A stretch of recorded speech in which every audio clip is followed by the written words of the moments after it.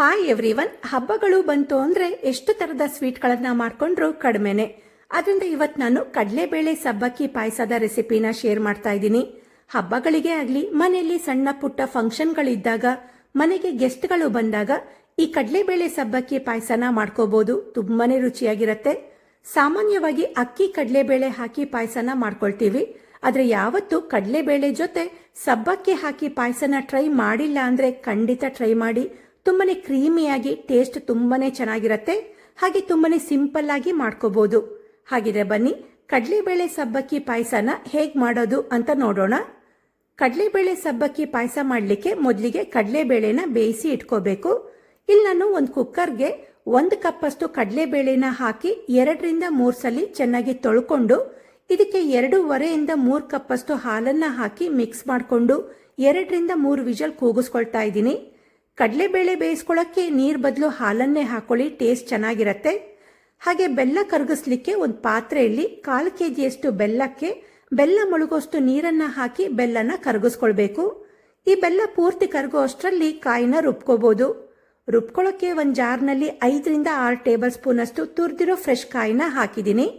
ಇದ್ರ ಜೊತೆಗೆ 2 tea spoon ಅಷ್ಟು ಗಸಗಸೆ, ಒಂದು 6ರಿಂದ 8 ಬಾದಾಮಿ ಮತ್ತೆ ಗೋಡಂಬಿ, ಹಾಗೆ ಫ್ಲೇವರ್ಗೆ 5 ಏಲಕ್ಕಿ ಹಾಕಿ ರುಬ್ಬಕ್ಕೆ ಬೇಕಾದಷ್ಟು ನೀರನ್ನ ಹಾಕೊಂಡು ಕಾಯಿನ ಫುಲ್ ನೈಸಾಗಿ ರುಬ್ಬಿ ಇಟ್ಕೊಳ್ಬೇಕು. ಈ ಕಡೆ ಬೆಲ್ಲನ್ನ ಕರಗಲಿಕ್ಕೆ ಇಟ್ಟಿದ್ವಲ್ಲ, ಅದು ಕೂಡ ಪೂರ್ತಿ ಕರಗಿದೆ. ಇದು ಫ್ಲೇಮ್ ಆಫ್ ಮಾಡ್ಕೊಳ್ಳೋಣ. ಹಾಗೆ ಕಡಲೆಬೇಳೆನ ಬೇಯಲಿಕ್ಕೆ ಇಟ್ಟಿದ್ವಲ್ಲ, ಅದು ಕೂಡ ಸಾಫ್ಟ್ ಆಗಿ ಬೆಂದಿದೆ. ಇವಾಗ ಒಂದು ಕಡಾಯಿಯಲ್ಲಿ 2 ಟೇಬಲ್ ಸ್ಪೂನ್ ಅಷ್ಟು ತುಪ್ಪ ಹಾಕಿ, ತುಪ್ಪ ಕಾದ್ಮೇಲೆ ಇದಕ್ಕೆ ಸಣ್ಣ ಪೀಸ್ ಚಕ್ಕೆ, 2 ಲವಂಗ ಹಾಗೆ ಗೋಡಂಬಿ ಹಾಕಿ ಗೋಡಂಬಿನ ಫ್ರೈ ಮಾಡ್ಕೋಬೇಕು. ಗೋಡಂಬಿ ಎಲ್ಲ ಫ್ರೈ ಆದ್ಮೇಲೆ ಇದಕ್ಕೆ ದ್ರಾಕ್ಷಿ ಹಾಕಿ ಫ್ರೈ ಮಾಡ್ಕೊಳ್ಳಿ. ಇದೆಲ್ಲದು ಫ್ರೈ ಆಯ್ತು ಅಂದ್ರೆ ಇದನ್ನೆಲ್ಲ ತುಪ್ಪದಲ್ಲಿ ಹಾಗೆ ಬಿಡ್ಬೋದು, ಇಲ್ಲ ಇದನ್ನ ಸಪರೇಟ್ ಆಗಿ ಎತ್ತಿಟ್ಕೊಂಡು ಪಾಯಸ ಚೆನ್ನಾಗಿ ಕುದ್ಮೇಲೆ ಅದಕ್ಕೆ ಹಾಕಿ ಮಿಕ್ಸ್ ಮಾಡ್ಕೊಳ್ಬಹುದು. ಅವಾಗ ಗೋಡಂಬಿ ಎಲ್ಲ ಕ್ರಂಚಿಯಾಗಿ ಇರತ್ತೆ. ಈಗ 1/2 ಕಪ್ ಅಷ್ಟು ನೈಲಾನ್ ಸಬ್ಬಕ್ಕಿನ ತಗೊಂಡಿದ್ದೀನಿ. ಈ ಪಾಯಸಕ್ಕೆ ನೈಲಾನ್ ಸಬ್ಬಕ್ಕಿನೇ ತಗೊಳ್ಳಿ, ದೊಡ್ಡ ಸೈಜಿಂದು ಸಬ್ಬಕ್ಕಿ ಚೆನ್ನಾಗಾಗಲ್ಲ. ಈಗ ಅದೇ ತುಪ್ಪದಲ್ಲಿ ಈ ನೈಲಾನ್ ಸಬ್ಬಕ್ಕಿ ಹಾಕಿ ಒಂದು 2 ನಿಮಿಷ ಹುರ್ಕೊಳ್ಬೇಕು. ಈ ಸಬ್ಬಕ್ಕಿನ ಹುರಿತಿದ್ದಂಗೆ ಇದು ಒಂದೊಂದಾಗಿ ಅರಳ್ತಾ ಹೋಗತ್ತೆ. ಅದೇ ರೀತಿ ಎಲ್ಲ ಸಬ್ಬಕ್ಕಿ ಈ ರೀತಿ ಪೂರ್ತಿ ಅರಳೋ ತನಕ ಫ್ರೈ ಮಾಡ್ಕೊಳ್ಬೇಕಾಗತ್ತೆ. ಸಬ್ಬಕ್ಕಿ ಈ ರೀತಿ ಪೂರ್ತಿ ಅರಳಿದ್ಮೇಲೆ ಇದಕ್ಕೆ 2 ಕಪ್ ಅಷ್ಟು ಹಾಲನ್ನ ಹಾಕಿ ಸಬ್ಬಕ್ಕಿನ ಪೂರ್ತಿ ಬೇಯಿಸ್ಕೊಳ್ಬೇಕು. ಆಲ್ರೆಡಿ ನಾವು ಸಬ್ಬಕ್ಕಿನ ತುಪ್ಪದಲ್ಲಿ ಹುರ್ಕೊಂಡಿರೋದ್ರಿಂದ ಸಬ್ಬಕ್ಕಿ ಬೇಯಲಿಕ್ಕೆ ಜಾಸ್ತಿ ಟೈಮ್ ತಗೊಳ್ಳಲ್ಲ, ಒಂದು 5 ನಿಮಿಷ ಬೇಯಿಸ್ಕೊಂಡ್ರೆ ಸಾಕು. ಈಗ ನೋಡಿ, ಸಬ್ಬಕ್ಕಿ ಫುಲ್ ಹಾಲನ್ನೆಲ್ಲ ಚೆನ್ನಾಗಿ ಅಬ್ಸರ್ವ್ ಮಾಡಿಕೊಂಡು ಸಾಫ್ಟ್ ಆಗಿ ಬೆಂದಿದೆ. ಇದಕ್ಕೀಗ ಬೇಯಿಸ್ಕೊಂಡ ಕಡಲೆಬೇಳೆನ ಹಾಕೊಳ್ತಾ ಇದ್ದೀನಿ. ಹಾಗೆ ನೈಸಾಗಿ ರುಬ್ಕೊಂಡಂತ ಕಾಯಿ ಹಾಕೊಂಡು ಪಾಯಸದ ಕನ್ಸಿಸ್ಟೆನ್ಸಿಗೆ ಬೇಕಾದಷ್ಟು ನೀರು ಹಾಕಿ ಚೆನ್ನಾಗಿ ಮಿಕ್ಸ್ ಮಾಡಿ ಪಾಯಸನ ಚೆನ್ನಾಗಿ ಕುದಿಸ್ಕೊಳ್ಬೇಕು. ರುಬ್ಬಿ ಹಾಕೊಂಡ ಕಾಯಿದು ಹಸಿ ವಾಸನೆ ಇರತ್ತಲ್ಲ, ಅದೆಲ್ಲ ಹೋಗೋ ತನಕ ಕುದಿಸ್ಕೊಳ್ಬೇಕಾಗತ್ತೆ. ಇದು ಚೆನ್ನಾಗಿ ಕುದ್ಮೇಲೆ ಬೆಲ್ಲನ ಕರಗಿಸಿ ಇಟ್ಕೊಂಡಿದ್ವಲ್ಲ, ಅದನ್ನ ಸೋಸಿ ಹಾಕೊಳ್ತಾ ಇದ್ದೀನಿ. ಇದನ್ನ ಸೋಸಿ ಹಾಕೊಳ್ಳೋದ್ರಿಂದ ಬೆಲ್ಲದಲ್ಲಿ ಕಸ ಏನಾದ್ರೂ ಇದ್ರೆ ತೆಗಿಬೋದು.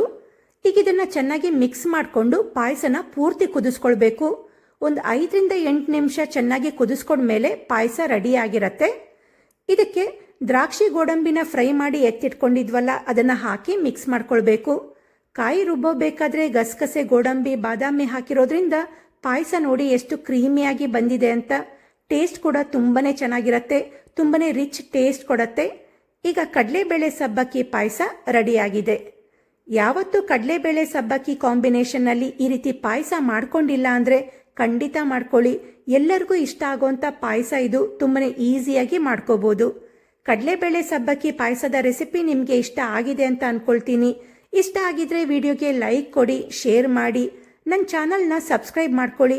ಹಾಗೆ ಇದೇ ರೀತಿಯಾದ ಡಿಫ್ರೆಂಟ್ ಆದ ರೆಸಿಪಿಗಳಿಗೆ ನನ್ನ ಯೂಟ್ಯೂಬ್ ಚಾನಲ್, ಫೇಸ್ಬುಕ್ ಪೇಜ್ ಹಾಗೆ ನನ್ನ ಇನ್ಸ್ಟಾಗ್ರಾಮ್ ಅಕೌಂಟ್ನ ಫಾಲೋ ಮಾಡೋದನ್ನ ಮರಿಬೇಡಿ. Thank you.